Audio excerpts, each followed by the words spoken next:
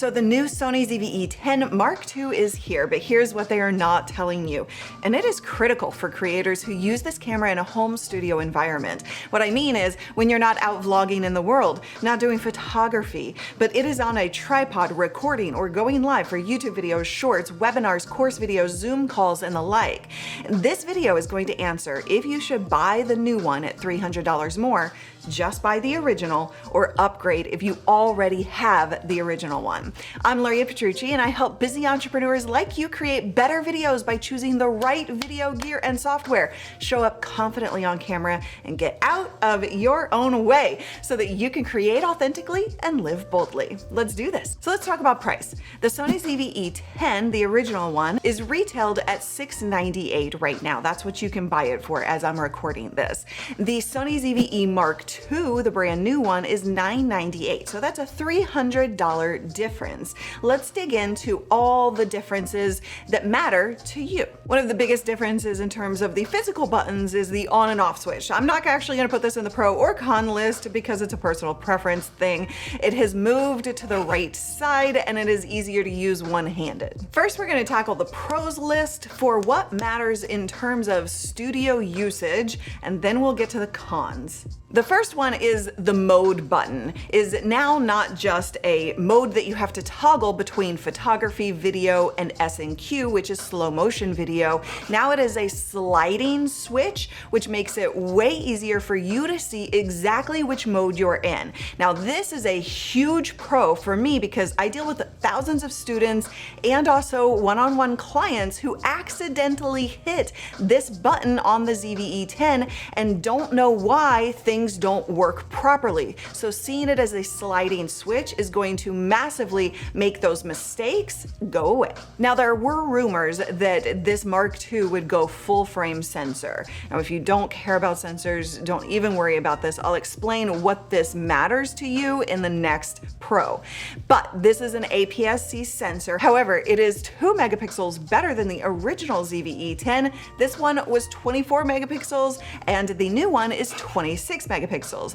Does it make that much difference? No, not that much. However, it does have richer colors and better skin tones. So it can make a difference. It's just not going to be massive. Where the type of sensor it is does come into play is the fact that the new Mark II goes 4K 60 frames per second versus the old one, which is only 4K 30 frames per second. Now keep in mind that as exciting as this is going to be for a lot of people, most people won't actually use it to its full capabilities. And most important, keep in mind that when you go into 4K, it will crop in the picture. So if you're already cropped in your framing, you are going to have to move it back potentially in order to adjust for that crop. Also on the pro list is this touchscreen. It is higher resolution. And what's cool is that it will go into a 180-degree angle, meaning that you can actually use it in portrait mode. So you could flip the camera to do short form content and the operational controls will actually flip into that mode with it. And while the original ZV-E10 only has touch capability for autofocus, this new Mark II has full screen touch capabilities, meaning that you can operate all of the menu options with the touch screen. Now, I'm going to be brutally honest with you on this. It is a pro, however, it can be a con. I've worked with lots of different types of people using these kinds of touch screens. And if you have big finger syndrome, or if you tend to hit things without intention, you could actually mess things up. So keep in mind what kind of person you are, whether that's in the pro or con category for you. A couple other big pros that are worth mentioning, however, they're not really applicable to a studio environment. The Mark II does have better image stabilization. It does have a 33% crop versus a 44% on the original camera, meaning that if you go into stabilization mode, meaning if you go into stabilization mode, you are going to crop in so that you lose some of that original picture. But at least it's less crop than the original. And the other one is that the Mark II does have a better mic. It can actually detect whether sound is coming from the front or back.